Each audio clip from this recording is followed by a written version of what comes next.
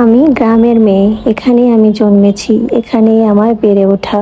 এখানকার সমস্ত মাঠ ঘাট পথ সবকিছু আমার বহু পরিচিত। পৃথিবীর যে প্রান্তেই থাকি না কেন, আমার গ্রাম আমার দেশের জন্য আমার একটা আলাদা অনুভূতি ও ভালোবাসা রয়েছে। তো হ্যালো এভরিওয়ান, সবাই কেমন আছেন? আশা করছি সবাই ভীষণ ভালো আছেন।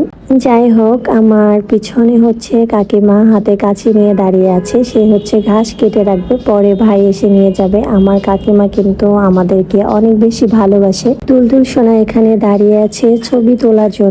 তার দাদু বলেছে এই প্রকৃতির মাঝে তার যেন কয়েকটা ছবি তুলে দাদুকে পাঠানো হয়, সেই জন্য। তো এখানে তার কয়েকটা পিক তুলে দিলাম, একটু ভিডিও করে নিলাম। তুলতুল একদম পিক তুলতে চায় না, আর দেখেন এখান দিয়ে ও টুকটুক করে হাঁটছিল, খুব সুন্দর লাগতেছিল, তাই না? তুলতুল এই প্রথমবার ধান ক্ষেত দিয়ে হাঁটতেছে আর ধান স্পর্শ করলো। তুলতুল যখন অনেক বেশি ছোট ছিল তখন এরকম ধানের সময় ওকে নিয়ে কখনোই আমাদের বাড়িতে আসা হয়নি। এই বছর প্রথম এরকম ধানের সময় এসেছে। দেখেন কত সুন্দর করে ধানগুলোকে ধরছে আর একটু একটু করে হাঁটছে। কত ছোট একটা মানুষ, তাই না?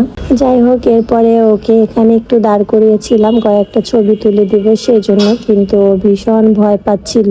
আজকের মতো এখানেই বিদায় নিচ্ছি। সবাই ভালো থাকবেন, সুস্থ থাকবেন, টাটা।